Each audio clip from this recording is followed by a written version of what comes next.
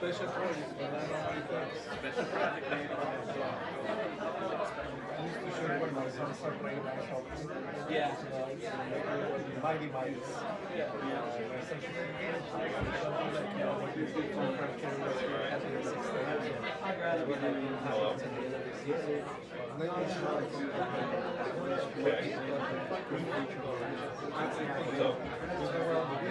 Yeah. Go ahead. Oh. Okay, we'll play better. You alright? Yeah, let's do that.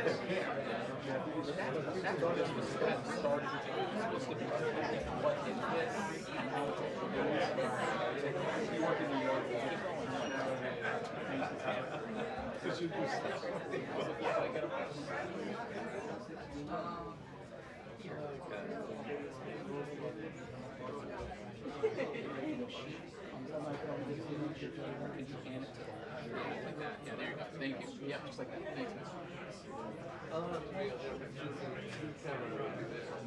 Right there, okay. That's good. Thanks, man.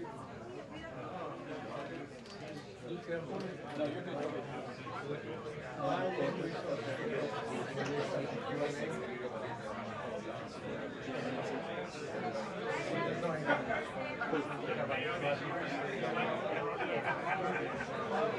They were standing on the side of the hallway. Was Aaron there?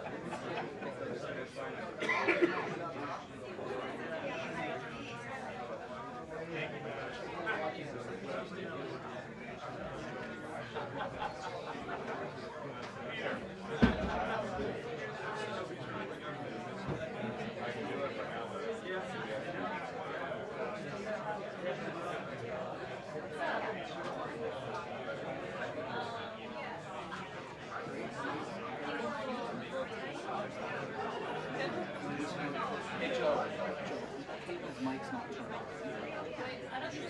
Come on in. No, I'll leave it I back. can't. You guys all day. No, sorry. I can't take my seat too long. Want me to get it on? Hold on. Good. This temperature. Kayla. Or, you got it? Or, no. Can you turn it on the button on the bottom of it? Hold it for Hold it in. Hold it. Got it. Green light.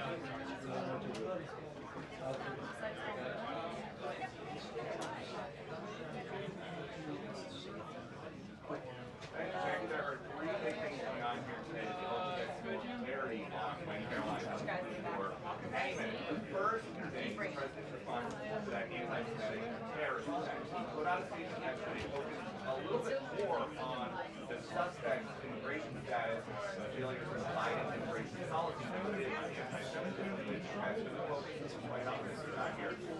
So we hope to kind of bring of that attack and what's being learned by the suspect when she comes out. Also on Caroline, she said, Karoline said yesterday that at some point this meeting, especially over the sun, for me about the way down because people are going to secure their economic plans.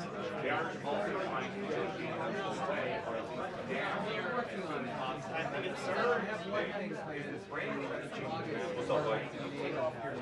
Where? You want me to go up a little? Oh, this. I'm real tight.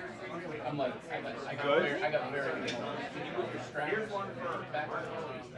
I mean, that's not saying it's going to short your shoulder strap. Just like, you don't have to take it off. I am. They were like my Thanks, Dave. so they're our age. A lot of I'll send you a Yeah, usually it's open. Thanks, dude. then I'm gonna spend a week in later. I think I'm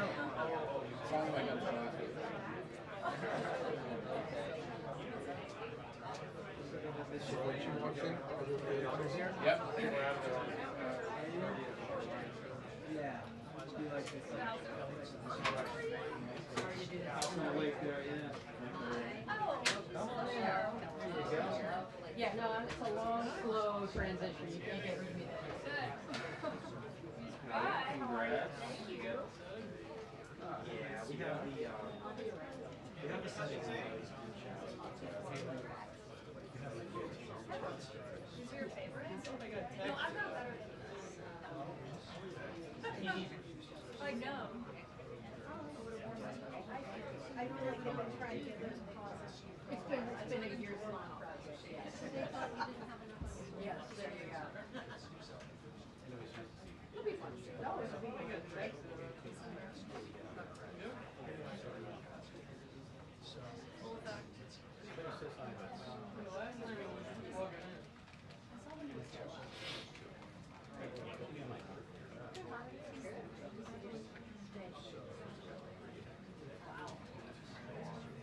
Yeah, no problem.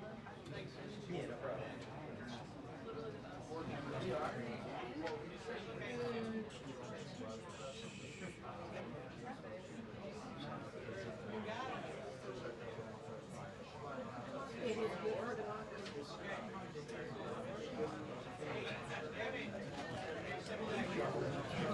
What about it?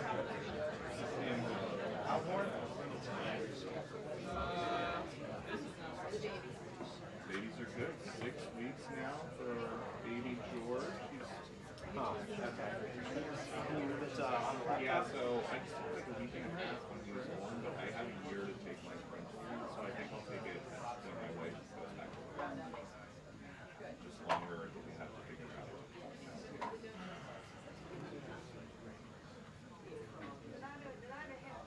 Yeah. And the way it'll hang out, it'll be I don't think so.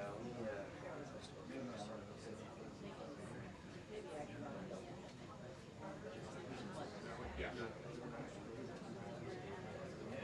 She is doing great. Yeah, she's a very eager big sister, and she's been very helpful. I wanted to make sure. I mean, helpful as in doing what she's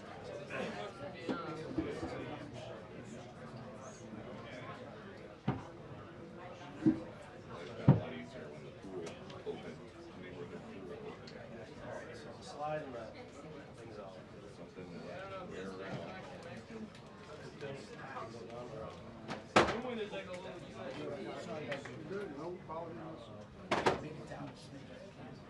Thanks, dude.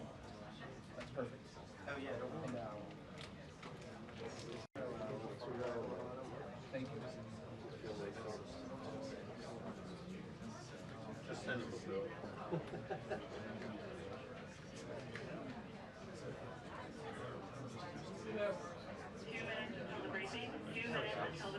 All right, nice. Yeah, no problem.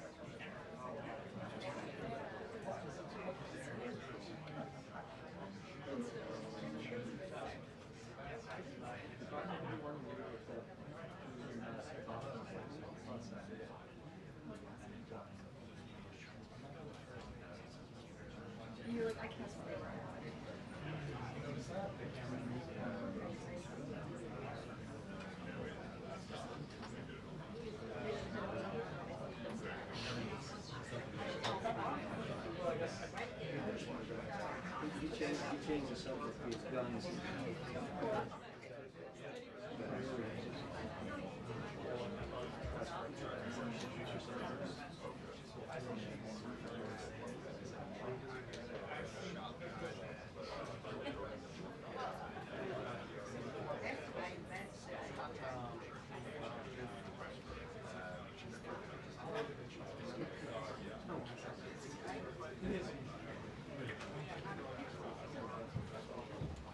Good afternoon, everybody. How are you? Good. It's good to see all of you. I want to start by addressing the horrific act of violence that took place on Sunday in Boulder, Colorado. President Trump and the entire administration's hearts go out to the victims, and they are in our prayers during this unimaginable time. According to reporting from Fox News, the alleged attacker admitted in an interview that he wanted to kill all Zionist people and had been planning the attack for over a year and would do it again if he could.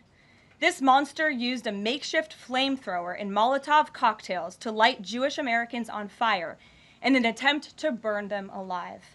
The victims at the incident location in Boulder were there to rally in support of Israeli hostages who remain in Hamas captivity. 12 were injured, including a Holocaust survivor. This is pure evil. The Department of Justice has already filed federal hate crime charges against the alleged perpetrator, and he will be held accountable to the fullest extent of the law. This tragedy is a sobering reminder of the consequences of the Biden administration's failed policies. According to the Department of Homeland Security, the Boulder suspect is an Egyptian national who was in the United States illegally. He entered the U.S. during the Biden administration in August 2022 on a B-2 visa until it expired. Upon the visa expiration, he overstayed, filed an asylum claim, and was given a work authorization by the Biden administration. Instead of deporting this heinous individual, Joe Biden's administration allowed him to stay in our country and to work. President Trump sounded the alarm over these reckless Biden policies for years because this is the predictable result of letting anti-American radicals and illegal immigrants pour into our country. Immigration security is national security, and that's why the Trump administration, at the direction of our great president, has secured our border, strengthened our immigration system, and has taken immediate steps to protect the United States from foreign terrorists and other public safety threats. President Trump acted swiftly upon taking office to reform our visa issuance process to ensure that dangerous aliens who are intent on harming Americans or our national security interests are no longer admitted into our country. Under the Trump administration, aliens will only be admitted into the United States through the legal process and only if they do not bear hostile attitudes towards our citizens, our culture, our government, our institutions, or most importantly, our founding principles. Under President Trump, the United States has zero tolerance for foreign visitors who support terrorism. Violators of U.S. law, including international students, will continue to face visa denial or revocation and deportation. And illegal alien criminals will continue to be arrested and deported from our country.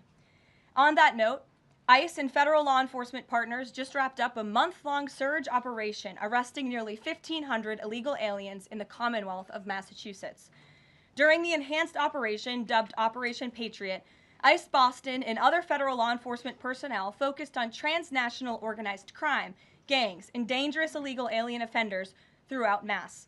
More than half of the nearly 1,500 illegals arrested had significant criminal convictions or charges pending against them. Here are just some of the violent illegal aliens who were removed from communities in Massachusetts during Operation Patriot. A Salvadorian national with active Interpol red notice for aggravated homicide. A Guatemalan national and registered sex offender who had pending criminal charges in Boston for 5 counts of indecent assault and battery on a person 14 or over. A Honduran national who was last arrested for rape, indecent assault, and battery of a person 14 or over. A Colombian national charged with kidnapping, aggravated rape, and indecent assault and battery on a person 14 or over. And a Guatemalan national who was convicted of murder in Boston.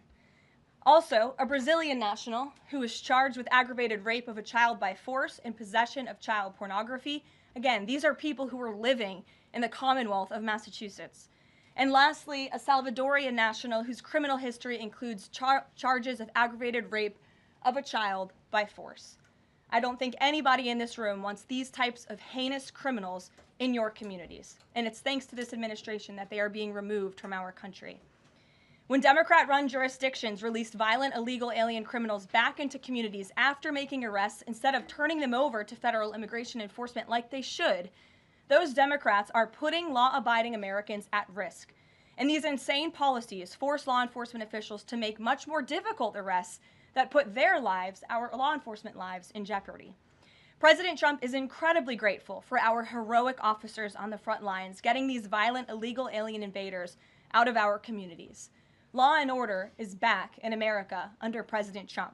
And on that same note, there are new crime statistics that show crime is plummeting. In fact, Politico summed it up like this. Murder rates are tumbling across the U.S. in 2025. Homicide stats are down at least 20% over last year, and we could be on course for the lowest number on record.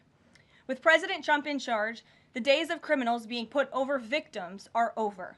On the topic of immigration, the Washington Post just ran one of the most ridiculous headlines ever, even by their standards. And on my very first briefing, several months ago, I said I would hold anyone accountable in this room. The Washington Post actually had this headline, "The Mysterious Drop in Fentanyl Seizures on the U.S.-Mexico Border." How is this mysterious? There is no mystery about why there is a decrease in fentanyl coming into the United States.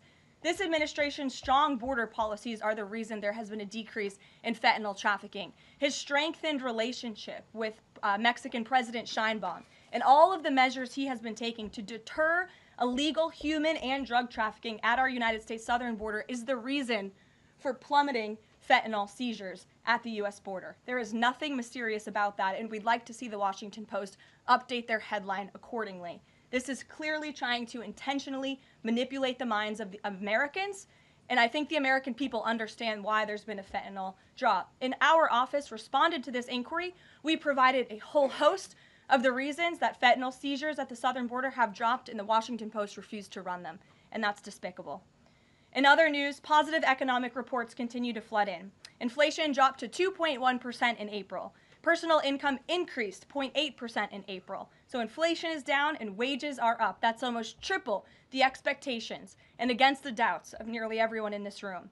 And we also saw the largest monthly decline in the trade deficit on record as a result of President Trump's very powerful tariffs. Lastly, the price of eggs has dropped more than 61% since President Trump took office in January. I remember my very first briefing, I was asked about the cost of eggs. The reporter tried to insinuate it was this administration's fault, even though he had only been here for a few days or weeks. It was a result of the previous administration's terrible policies, and in record time, this president has fixed that problem that he inherited from Joe Biden, and now egg prices have dropped 61% since this president took office. There's a lot of good news, and I'm sure you have a lot of questions, so let's get to them. We have just the news in our new media seat today. Amanda Head, thank you for being with us. Why don't you kick us off? Sure, thank you so much. There is a disturbing trend of anti-Semitism turning into terrorism. Of course, the Boulder, Colorado instance that you just mentioned, the 2 Israeli embassy staffers who were murdered, Pennsylvania governor's mansion with the Jewish governor inside getting set on fire. Does the president consider this domestic terrorism, and as such, are there official alerts to law enforcement, BOLOs, task forces, things like that? The president has made it very clear, as he said in his statement yesterday, that yes, these anti-Semitic acts of violence are do qualify as terrorism, and he does not want to see terrorism or violence of any form taking place in the United States of America.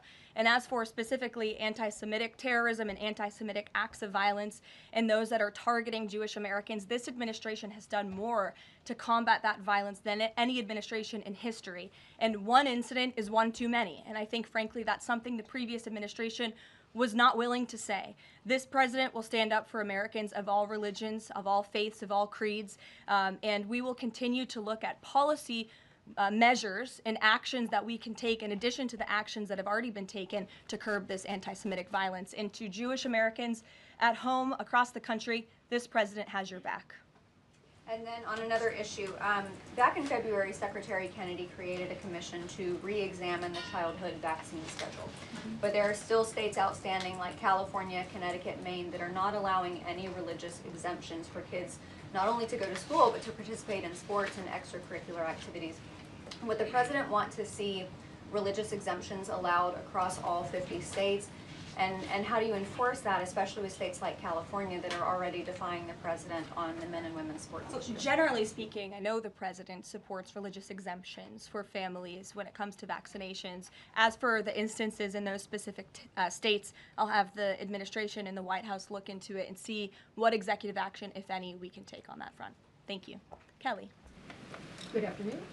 We're now we're in hurricane season, and obviously there is great concern every year about the potential for that. Can you speak to how the president is planning to have the level of support, should it be needed, to be as it has been with a reduction in the workforce? And is he still comfortable with Administrator Richardson, who had talked, whether joking or not, about not being aware of a hurricane season for this country? What is the president's level of briefings on what may be required? If you could give us kind of an overall update on that. Sure. Well, of course, we know that we are into hurricane season now, and I know FEMA is taking this seriously, contrary to some of the reporting we have seen based on jokes that were made and leaks from meetings. But Secretary Kristi Noem and the FEMA leadership are all over this. They are committed to ensuring that federal resources and tax dollars are there for Americans in need, and the president continues to review requests for emergency aid and carefully considering them.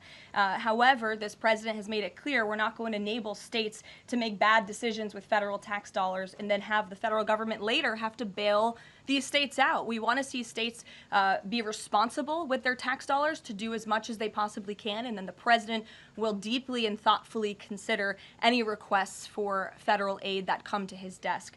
And I think some of the media reporting we've seen on this is frankly sloppy and irresponsible.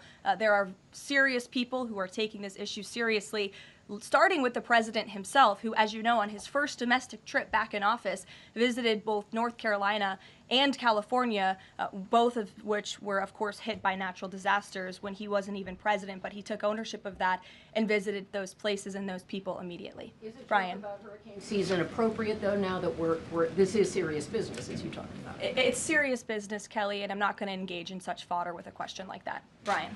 Thank you, Caroline. Reuters was reporting that there is a letter that is meant to be sent to other countries, which would give these countries a deadline of Wednesday to produce their best offer on the trade matter. Why does the administration feel the need to send this letter? And I have one more follow-up on trade. Sure, I can confirm the merits and the content of the letter. USTR sent this letter to all of our trading partners just to give them a friendly reminder that the deadline is coming up. And they are in talks. Ambassador Greer, Secretary Bessent, Secretary Lutnick are in talks with many of our key trading partners around the globe. As you know, Brian, I know the Wall Street Journal has covered this quite heavily. And they continue to be engaged in those discussions. And this letter was simply to remind these countries that the deadline is approaching and the president expects good deals, and we are on track for that, I will emphasize. On the trade side, though, when the deal with the United Kingdom, there was this idea of a reprieve on the auto tariffs. Is the president looking to do another similar deal on the sector-by-sector reduction in tariffs, or is this more going to be deals related to the reciprocal tariffs that were announced months ago? Well, as I've said previously from the podium, and the president has discussed as well, each country has unique advantages, unique challenges to it based on their markets and what they export to us and what we export to them. And so that's why the president smartly advised his trade team to engage in tailor-made deal making. And we saw that with the United Kingdom, and we will see that with other countries as well. Kate.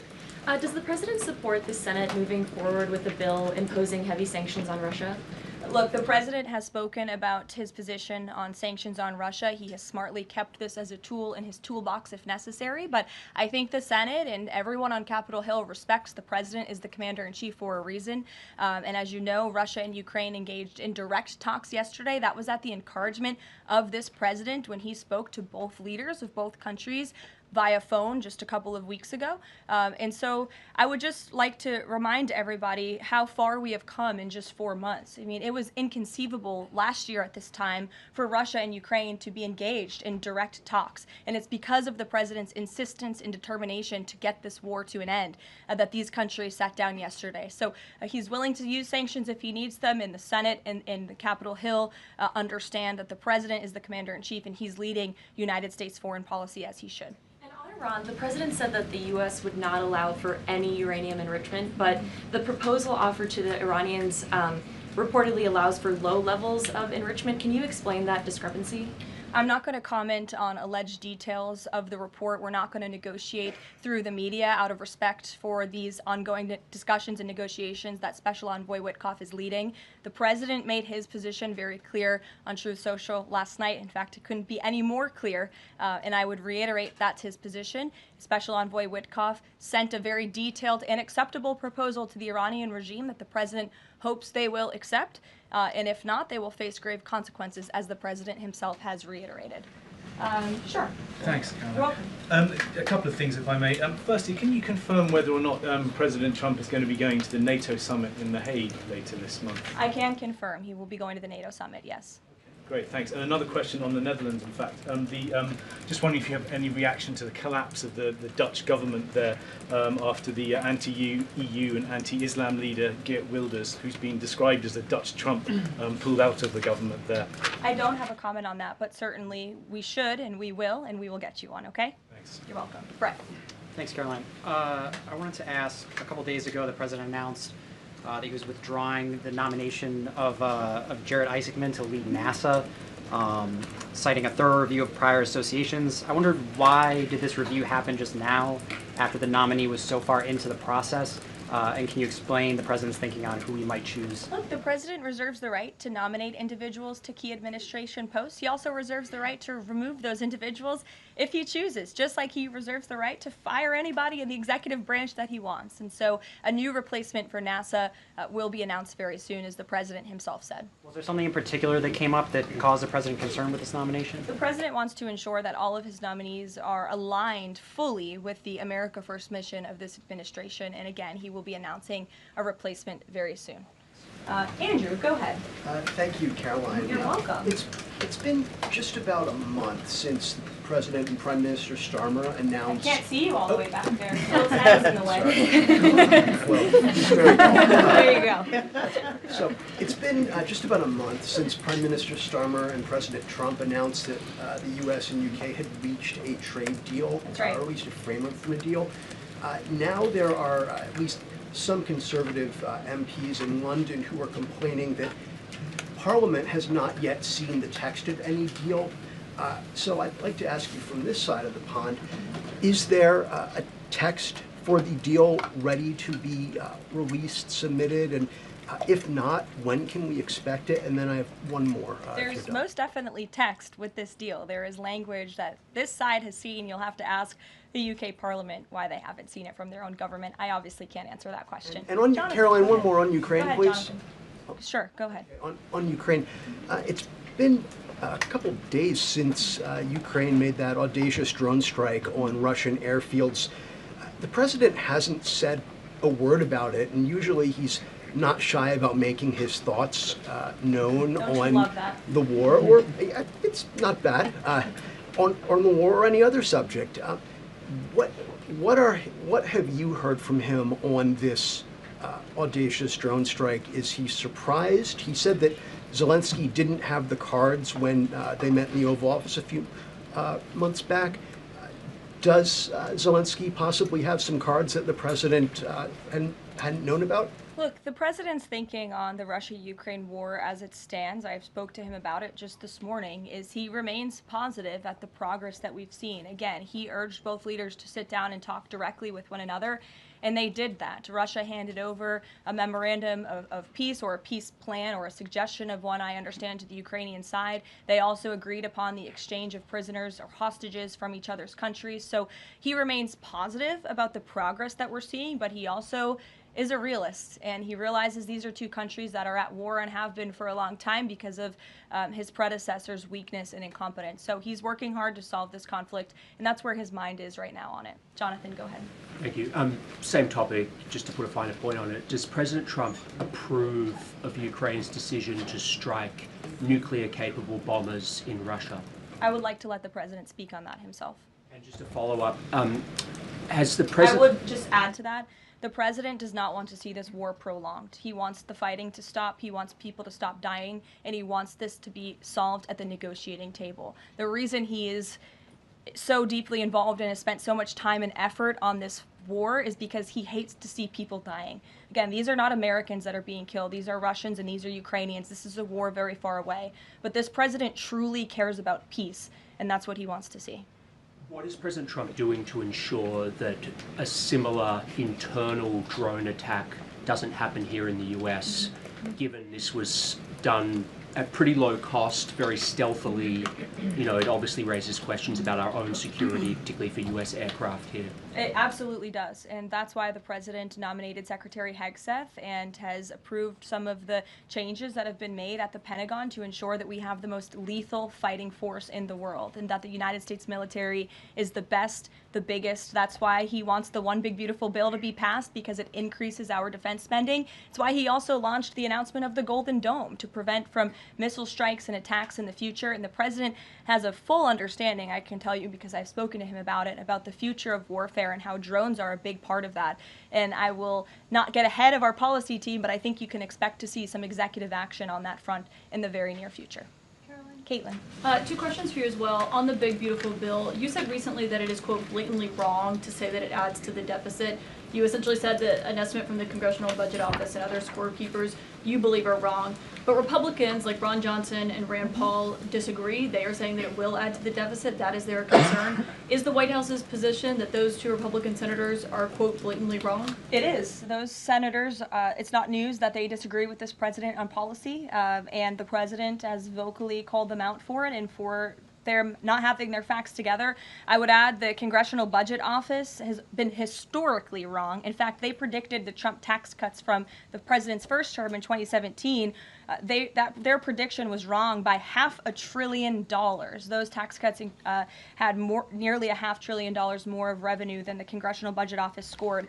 And I would also point out, I don't think many people know this, there hasn't been a single staffer in the entire Congressional Budget Office that has contributed to a Republican since the year 2000. But guess what? There have been many staffers within the Congressional Budget Office who have contributed to Democrat candidates and politicians every single cycle since. So unfortunately, this is an institution in our country that has become partisan and political, and we are very confident in our own economic analyses of this bill. There is $1.6 trillion in savings, and our Office of Management and Budget Director, Russ Vought, is a fiscal hawk. He is well known in this city for being a well-respected fiscal hawk. He has tools at his disposal to produce even more savings. And as you know, the White House will be sending our rescissions package to Capitol Hill today. And on immigration, the other day that the Homeland Security Secretary said, and I'm quoting her now, that an illegal alien threatened to assassinate President Trump and highlighted his arrest. A man has now admitted to framing him, saying that he wrote the letter that the DHS Secretary Kristi Noem posted online. Last I checked before I came into the room, that post was still up from DHS. Does the White House expect them to issue a clarification or a correction on that We front? can ask the Department of Homeland Security and get back to you. Jeff. Karoline, is the United States putting pressure on China to release its hold on rare earths that are hurting car companies and technology companies now that require that for their products, and is that pressure working? Well, I can assure you that the administration is actively monitoring China's compliance with the Geneva Trade Agreement. I know the United States, on our end, we have complied with the terms that we set, and our administration officials continue to be engaged in correspondence with their Chinese counterparts. And as you all know, and I know there's a lot of interest in it, there will be a leader-to-leader talk very soon. And when that happens, as always, we will let you know. Also in Asia, just does the White House have a reaction to the results of the election in South Korea? Yes, we do. In fact, let me find it here for you. It should be somewhere in here. Thank you. We do not, but I will get you one, Jeff. Go ahead. Thanks, Karoline. 2 questions on trade. Is this letter that was sent to trading partners a sign that the president isn't satisfied with the pace of these negotiations? Is he trying to light a fire under these talks now? Well, look, the president has been very direct to our trading partners in his conversations with them, with foreign leaders directly, that they need to cut deals with the United States of America. The tariff agenda of this president, he believes very strongly in it. And as you've all seen, he's unafraid to use tariffs to protect our industries and protect our workers. But he wants to see these tailor-made deals be signed. And I will tell you, of course, I never want to be the one negotiating with the press about these internal discussions and deliberations. But our team, who is deeply involved in this, sees these deals moving in the right direction. In fact, Ambassador Greer is in Paris right now meeting with many of our trading partners. We should still expect this flurry of deals in the next 36 days, and the plan is still for those full tariffs to go back into effect on July 9th. The plan is for the announcement of these deals to be made very, very soon, yes. Sure. Thank you, Caroline. You're welcome. So Governor Whitmer confirmed that she spoke with President Trump about the possibility of pardoning the plotters against her, the kidnapping case. She didn't give us an idea of what the president's reaction was to that. Do you have any information about what he said? Well, I won't reveal the president's private discussion unless he gives me liberty to, but I will reiterate what he said publicly when he was asked by one of the journalists in this room in the Oval Office a couple of weeks ago about the pardons. He said it's something he would look at, nothing more, nothing less.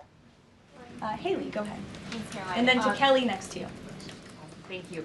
When it comes to the leader-to-leader call with Xi Jinping this week, what is the president's expectation of this call? Is he looking for concrete outcomes out of this, or is he looking to kind of warm relations as these trade talks are ongoing? Well, President Trump and President Xi have shared a respectful relationship throughout the years. And again, I won't get ahead of the president on that call, but as always, after, you'll hear directly from the president or from myself or someone else here at the White House. Kelly. Caroline, thank you. I want to get back to the anti-Semitic behavior that's been going on college campuses, as well as recently in Boulder, Colorado. The president, as you know, has the White House Faith Office, the Religious Liberty Commission, as well as the Anti-Task Force on Anti-Christian Bias, which includes anti-Semitism. From a whole-of-government perspective, and the president has already mentioned how he hates these kinds of acts that have been going on, can these entities and these agencies work together with the president to put out a proactive campaign to help people stop the hate? I think the president himself has been leading on this, Kelly, and has been incredibly clear in his rhetoric that he is not going to tolerate such hate or behavior in the United States of America. And you will see that rhetoric being followed up by action from the Department of Justice, who is seeking to prosecute these cases to the fullest extent of the law. And I know the Attorney General and the FBI Director were very quick to call this what it was, targeted terrorism. And there was some, I think, criticism from the media and well, at least pundits I saw on television saying, are they too quick to jump here? No, they see the facts and they reveal those to the American people, and they're transparent. And I think, frankly, that's a breath of fresh air from what we experienced in the previous administration. Are there programs that they can put in place to campaign against this kind of violence, to actually take the whole approach and say, we want to get ahead of you. If you're thinking it, don't do it. And if you're going to do it, sit down and talk to someone within the Faith Office, within the Religious Liberty Commission, as well as the task force. Yeah, surely. It's a good idea, and I'll pass it along to them. Peter. Thank you, Caroline. When you look at these last-minute Biden pardons, the big ones, Biden siblings, Fauci, January 6th committee. That's right. Most of the big ones have the same very neat signature. We would expect that probably to be the auto pen. There is one that looks different. It looks authentic. In fact, if you look at the last name, it almost looks like the president was having a hard time spelling his last name there. Is this White House of the opinion that the only pardon that would count is one that the president signed himself? It's very interesting. Very interesting props. If you want to bring them to my office later so I can take a closer look, I would like to do that. The president is making a good point when he discusses the usage of the auto pen. Who was running the country for the past 4 years? Perhaps those documents were signed with the auto pen, something that this, I believe the Department of Justice is looking into. As you saw, Ed Martin made an announcement at the Department of Justice this morning to launch an investigation because the American people deserve answers. Is there any concern that this president, who won the election on a promise to fix the economy and close the border, that focusing and scrutinizing these Biden pardons is looking into the past instead of looking forward. I think in comparison to the amount of time this president has spent on securing the border, on fixing our economy, I just read out for you an entire list of economic accomplishments. Look at the border numbers, look at the time and effort he's divulged into solving the global conflicts abroad. It pales in comparison, but it still, nevertheless, is a very important issue. And it was a huge issue that sent the president back to this White House. The Americans saw with their own eyes a mentally incompetent president, and they want answers for that, and the president believes they should have And them. something that just crossed, Caroline, how mad do you think President Trump is going to be when he finds out that Elon Musk said, "I'm sorry, but I just can't stand it anymore. This massive, outrageous, pork-filled congressional spending bill is a disgusting abomination. Shame on those who voted for it. You know you did wrong. You know it." Look, the president already knows where Elon Musk stood on this bill. It doesn't change the president's opinion. This is one big, beautiful bill, and he's sticking to it. Tamara. Thank you. The National Security Council was reorganized, or some staffing changes were made the Friday before Memorial Day. I'm hoping you can explain sort of the new structure, what the structure is of the National Security Council, what the goal is in terms of staffing levels. You know, what is the new National Security Council mode? Well, as with everything in this White House, it is a top-down approach. The president is here. He is president. He's not an auto pen like the previous president was. He's very much involved in literally every policy discussion and decision that takes place. And we felt it was best to reorganize the National Security Council to respond to that top-down approach that we have here in this White House, and to streamline the efficiency and the effectiveness of the National Security Council. And I would add that Secretary of State Rubio and now National Security Advisor Rubio is doing a tremendous job at leading the National Security Council. He knows the president. He understands where the president is on these issues. He's great to work with here at the White House. I can tell you that. I appreciate seeing him a lot more in the building. And he and the president and the entire National Security Council, who's made up of great patriots who love this country, are doing a tremendous job on the many conflicts around the world that this administration inherited. Is there a goal staffing level? I'm sorry? Is there a goal for the staffing level, like the number of people who would be in this National Security Look, we Council? just want the National Security Council to be as efficient as possible, and if staffing needs are necessary, I'm sure Secretary Rubio would not mind hiring people if necessary, but again, we've been working with them day in and day out, and they're chugging along and doing great work. Sure. Thank you, Caroline. Two questions, if I can. President Trump got involved himself in presidential election in Poland by supporting a conservative candidate who ultimately won. Yeah. What does it mean for the future U.S.-Polish relations? What's likely to change? Well, I believe the president is obviously pleased to see the result of the Polish elections. He met with Karol Nawrocki, if I'm pronouncing that correctly. Yes, Nawrocki. Okay, thank you. I appreciate your insight on that. He met with him at the White House, and he told them, you're going to win because you support common sense. And he supported strong borders in Poland. He supported an end to the woke, radical DEI stuff that we've seen not just here in the United States, but really take over Europe and, frankly, the whole world. He was very outspoken about that. And I was reading the reports about how the Polish people felt about this man, and they felt like he was putting the needs of Poland first. And that's a very refreshing feeling, one that we know very well here in the United States of America. So, as you know, the United States and Poland have always had a very deep and strong relationship, friendship. They're a great ally, and I know the president continues to look forward to working with them. We have one more on Ukrainian drone attack on Russia. Was President Trump informed in advance by Ukraine that the attack is coming? He was not. Carrie. Caroline, so I just want to go back to the issue on the anti-Christian bias as well as issues on anti-Semitic issues. Senator Grassley just put out a report saying that the FBI files have shown that the Catholic group targeting was way more prevalent within the FBI during the Biden era than was previously shown, as far as former FBI Director Christopher Wray was putting out there during congressional testimony. Can you discuss here what President Trump would like to see in terms of consequences within the FBI as far as those who were involved?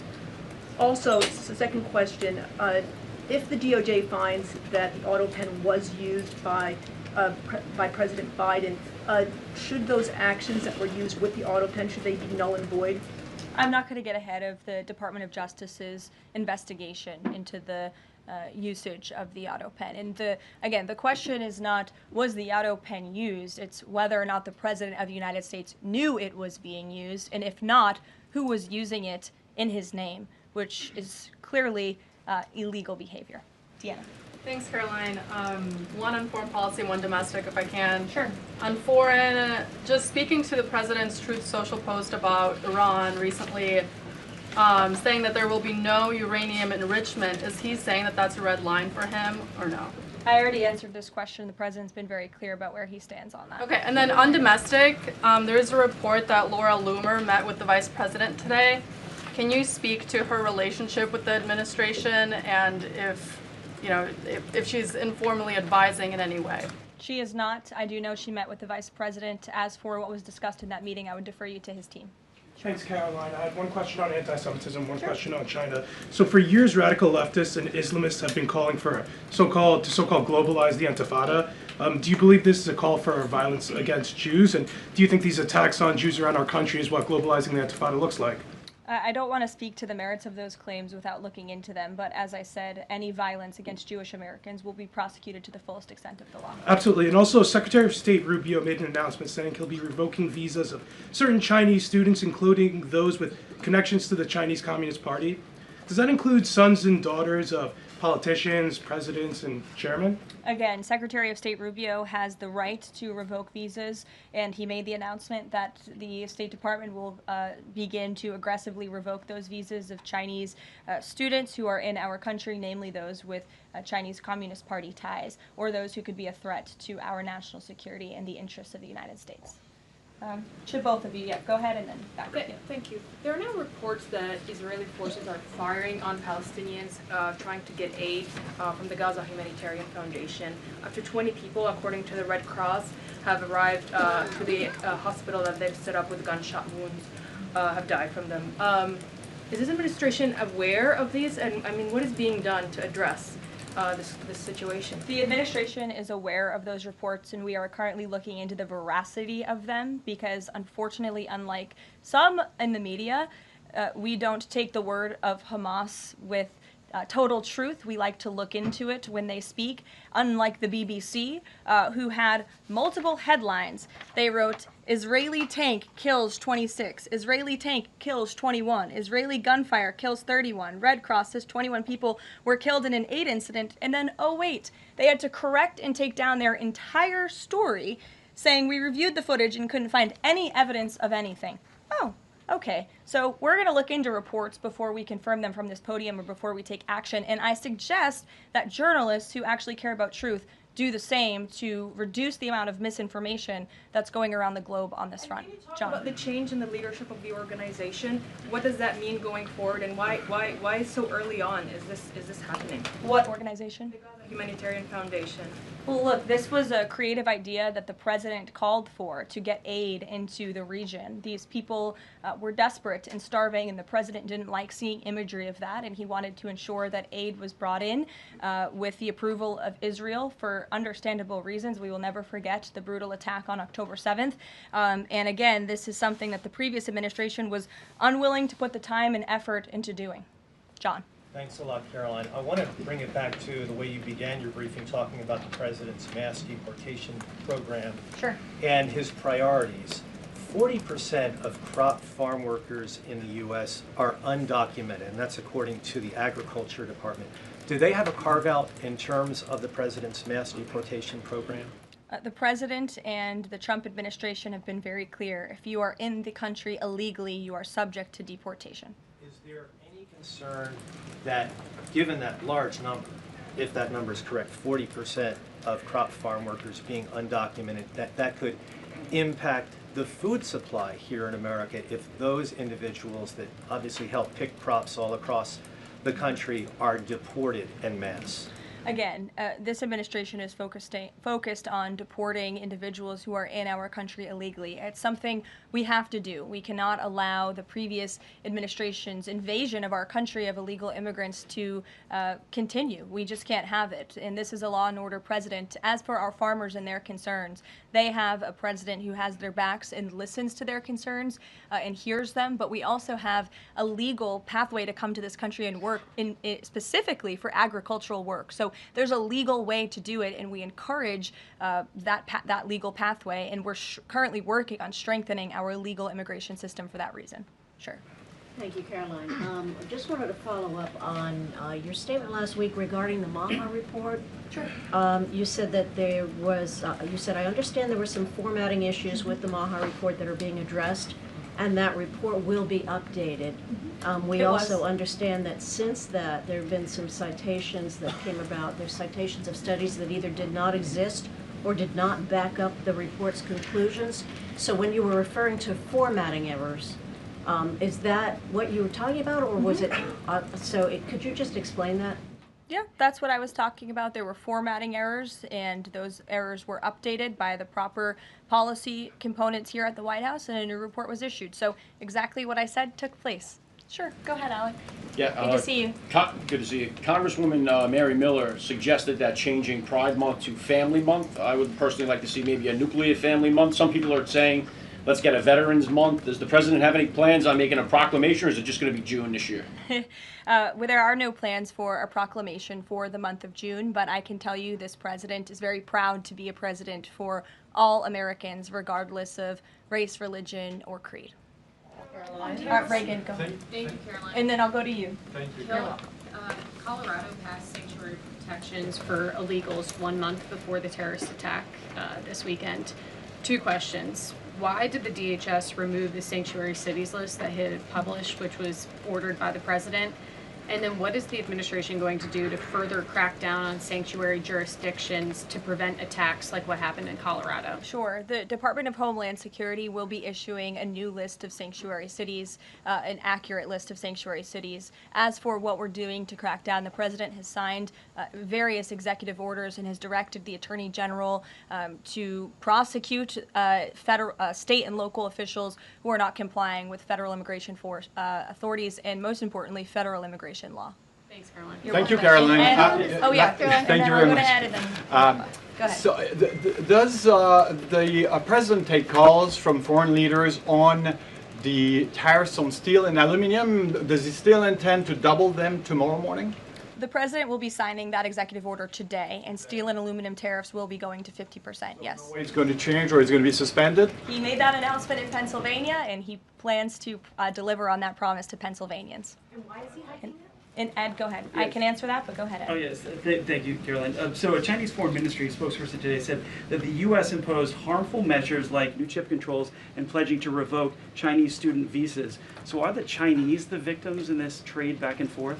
Look, I don't think anyone is the victim. These are two strong countries, and as I said, the president has a good relationship with China's president and leader, and that discussion will take place later this week. And what other authorities is the president looking at for tariffs should the decision in the appeals court not go his direction? Well, right now, his tariffs remain in effect. We spoke at length in my briefing last week about that decision that came down from the International Trade Court, which has been put on pause because the president absolutely does have the authority to implement tariffs and to declare a national emergency for our crippling trade deficit. He could always have the power to use Section 202 or Section 301 as well to impose tariffs if he deems necessary, especially Section 202 tariffs, which are sectoral, as you know, to protect our critical supply chains here at home.